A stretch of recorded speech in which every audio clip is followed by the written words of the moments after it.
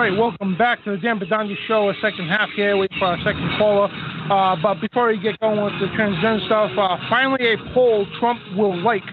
Clinton is even more unpopular. This is reported by Bloomberg Politics, which we're going to get into. I'm going to call her in just a minute. We're going to introduce him because I want to talk about this girl on Twitter here. This guy, actually. I'm not going to call him a girl. I refuse to do that. But it's Zanina Jones. I can't pronounce her name right. But she was basically saying you have to basically date. Let me get the exact quote here. Yeah, you're a bigot unless you date a transgender. And if you don't like it, you have to deal and cope with, basically she was saying, just cope with it. And not just her, but him, I mean. I'm more confused, but it, okay? Not just it said that, but other people saying that too, that you have to deal with it. And Jason, how you doing, brother? I'm great, man. How are you doing, Dan? Oh, great. Jason Lindgren, long-time listener, good friend on Facebook and everything, and great to have you calling in. And I know this has been on your mind. You've been talking to me about it, and I feel that passion fire in your soul, and this is your platform, brother. Yeah, this bothers me, and maybe I shouldn't be so fired up over a television show, but I think this is just one piece of evidence of a greater problem. And I just want to start this whole thing out by saying I don't have a problem with anyone on an individual basis. I don't think any of us really do. Whatever you do, as long as it hurts no one else, go ahead, enjoy yourself, it's cool. But what really set me off was the casting of a female in the lead on Doctor Who, a traditionally male character, since 1963, in fact. And, you know, I've been getting into arguments with people, and I finally just backed off of it because they're not getting it, that this is part of this whole pushing the gay transgender agenda. I mean, we're seeing it everywhere, aren't we? Exactly. I mean, they're all over the place being gymmed on. And like, I'm the same way. I got friends who are transgender, and whatever floats your boat, God bless you. But the other flip side of the coin is either don't jam it down my throat. You know what I mean? Well, that's exactly it. And I think that's what they're doing. You know, everyone's saying, oh, that they've been introducing this concept for ages into the show and all that. I'm like, yeah, just since this show came back in 2005, they've been just really pushing the whole gender swapping, and you know, everyone in the universe is gay. There's no sexuality anymore. They're all pansexual, and it's like, okay, that's great in this fantasy world, but we're talking about stereotypes in reality, like real world people here. Kids watch this. Doctor Who is a kids show. It's like, and the reason why it ticked me off so much is this was the last little bit of my childhood that I still kind of enjoyed as a distraction. I mean, I know you know who I am, Dan. I host two different podcasts. I'm always doing research on hardcore stuff, always putting out information to help everyone. And, you know, I still allowed myself a little bit of a break every now and then, and Doctor Who was the last one. I dressed up as the Doctor when I was a kid for Halloween, loved it. Male role model. I'm kind of a brainy kind of guy, you know, I'm a little on the nerdy side. I just want to know, like, we appreciate the work you do, and because you're taking all your free time to help promote liberty, and my hat's off to you, brother. Oh, and same thing to you, man. You know, that's why we're all on the same page. And, you know, I feel like they finally crossed the line. You know, it's like I had a male role model figure that I looked up to as a child, who's like, you know, the scientist who goes and fights tyranny. He's not like a superhero where he's super strong, does all that. He uses his mind to defeat evil. Well, that appeals to me because that's kind of how I am, you know?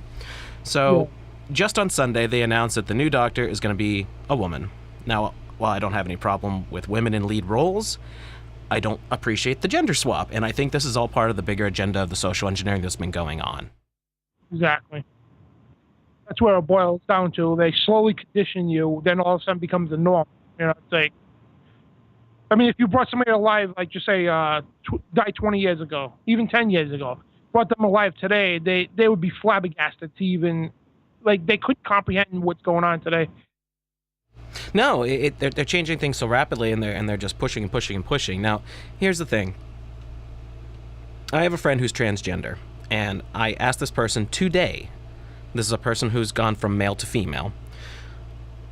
And what exactly is the agenda? Because she assures me that there is a gay transgender agenda, and it's even been pushed on her.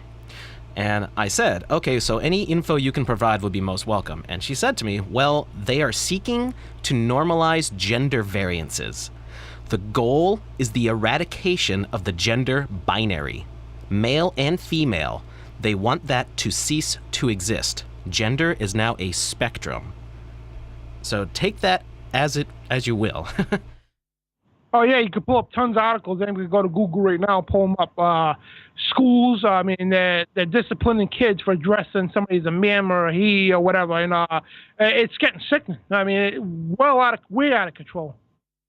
And I think this is part of the whole. Now, I've been doing a lot of, not to get ahead of myself, I've been doing a lot of research lately on social engineering, the Tavistock Institute, all of that, like exposing my beloved 1960s, for instance, as being almost entirely contrived. Like that whole movement was on purpose. Like it wasn't this organic thing. It was completely controlled.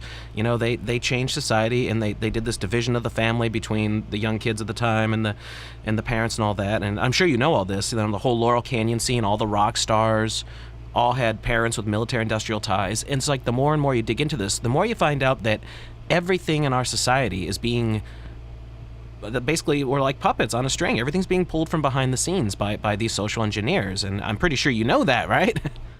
Exactly. I mean, that's for sure. I mean, like you're seeing it happen all over the place. Now they're openly, the thing is they used to hide it and lie about it when they admitted it. Now they're just openly coming out with it. I mean, right in your face, openly, we're going to do this. And they're in movies, TV, on newspaper articles, some of these people, retards like Salon.com, just come right out to say this stuff. This is what we're going to do. And you got to like it. Yeah. And, and they're even changing the narrative on us in real time. I brought this up on a show the other day, in fact, that I was on. And, for instance, 9/11, on the day of it, they were people on the news saying things that were going on within the first couple days of the events that are no longer even part of the mainstream narrative. Like they're doing this 1984 changing of history thing right in real time now. And I'm referring, the gentleman's name is eluding me at the moment, the heavyset black fellow who came out of Building 7 and was talking about the bombs going off and how the floors were crumbling behind him and all that. Oh yeah, I forgot his name. I'm blanking his name, Barry I think his name was. But anyway, my point is they won't even talk about that anymore. Well, get them to talk about Building 7 in the first place, but that's beside the point. Like, that narrative doesn't even exist anymore. So they're pulling this George Orwell, Animal Farm stuff, changing the narrative on us in real time. So what are they doing to us now? Like with this transgender thing, they're normalizing all this. They're pushing it. Like all the men on TV shows these days, all the fathers, all these male role models are idiots, They're all like dopey ding-dongs who can't tie their own shoelaces without someone helping them. Well, look at the cartoons, right? You got The Simpsons, you got Family Guy, you got, what's the other one? American Dad, right? The fathers are complete idiots. The wives are either sluts or some kind of, you know what I mean? And the daughters, half the daughters are gay or whatever, and the son, God knows what it, I mean? They're laying it out right before our eyes. I mean, or the TV, you got that TV show, Desperate Housewives, makes it look cool to cheat on your husband. You know what I mean? It's like, it's out of control. No, it totally is, and I don't see things getting any better. And I know everyone's probably screaming at me that it's okay to have a female doctor in Doctor Who, but you know what? It's not. That's a male role model. I don't care if they've introduced the concept of gender swapping in the show. It's not okay. Okay? It's not. No. I think this is all part of the plan, and that's that. And I'm not going to watch it anymore. I'm not going to support it. And all my friends that are in my age bracket, and I'm in my 40s, we're all kind of the same mindset. Like, wow, they just totally ruined the show. Like, we can't identify with it anymore. It's over. I used to love that show too. I couldn't even. I would not want to watch any of the new ones there because I mean it would just ruin my whole childhood thing of watching Doctor Who. Well, that's exactly it. It was very imaginative and creative and all that, and there was never any illusion in the old show. And it ran from. And I'm a big Doctor Who fan still. I have a very good memory. I still remember all the crap I knew as a kid from 1963 and 1989. I watched that show religiously, and the Doctor was always a male, and they would bring on other Time Lords, from his planet, and they would regenerate too, like he did, but they'd always stay in the same gender. Like there was never any of this nonsense about jumping between genders, and I think that's all part of the plan. Oh, it is. I mean, you've seen it everywhere too. How they're nothing against women. How they push women to huge power, being the first, here in Rhode Island, the first female governor, which is nothing wrong with the female, but who she is, she's a tyrant, whatever. And I mean, I don't want to get off the subject with the stuff, but so you're seeing this happening, man. And now they're, they're demanding churches to accept them, to say, hey, if we want to get married to, I identify now as a girl, so if I want to marry a man, you have to allow that. No, you're still a male under God's eyes. So God makes the laws, so therefore you should abide by biblical standards if you want to get married in the church. Now, if you want to go get married with the justice of peace, that's none of my business. But, don't go into a church and demand them to violate God's laws. You know what I mean? And that's where separation church and state comes in. It's to protect religion from government, not government from religion. Right, that's exactly true. And I know even a lot of religious people, diehard Christians, or even Muslims, they would definitely not be cool with that. They're going to be split on this concept. Some of them will be like, oh, let people do what they want, and others can be like, no, that's against the laws of God or Allah or whatever. But that's exactly what the separation of church and state is supposed to be there for. If you identify as a female and you're legally a female now, and you want to marry a male under the state, I suppose that's fine with them. It doesn't bother me. So that should be what that's there for, correct? Exactly. Now, of course, there are very outspoken gay Christians and transgender Christians and all that, and that's fine with me too, but, it's not my place or really anyone else's place to tell a particular religious organization how they should run it. Exactly. And, that's why I said, if you want to get married, whatever, it's none of my business. I mean, God tells us not to judge people. And unless we're free of sin, which we're not, you know what I mean? And, but if you want to do that, it's fine. And it's just like, that's why I have to keep expressing that so people don't call me a bigot, you know what I mean? And but the thing is, you can't go into a place of God, ask them to break their entire laws that God set for them, you know what I mean? And that's where it goes. And like back to where just the agenda behind it, the people behind it, and people out there need to understand these people behind this movement. They're not for your rights. They're not for gay rights. They're not for transgender rights when they claim to be. They're not. All they're there purposely is to corrupt and destroy society. That's it. They could give a rat's ass about your rights. They could give a rat's ass about women's rights. They hijack the movements and corrupt it. And as Jason's saying, man, and so what do you see it's going to go on in the next 5 years? I mean... Well, I think it's just going to continue, man. I mean, let's talk about where this stuff comes from. This is the social engineers behind it. The banksters and all their cronies. They are doing everything they can to strip our society down, I think, to make us easier to control until whenever they finally do want to drop the hammer down on us in a large way, and we know that that's a feasible possibility at some point.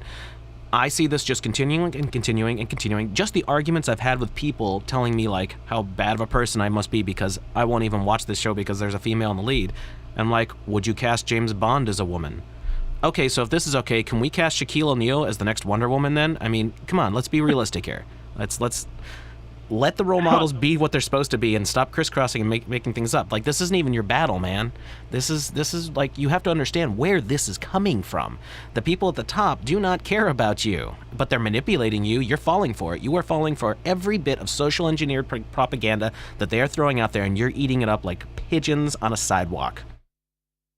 Exactly. And, I mean, you see at these women's marches, I mean, a lot of the women, I went to these things, a lot of the women, they're confused. They're great people, but they're just being misled by jerks at the top that, social engineer.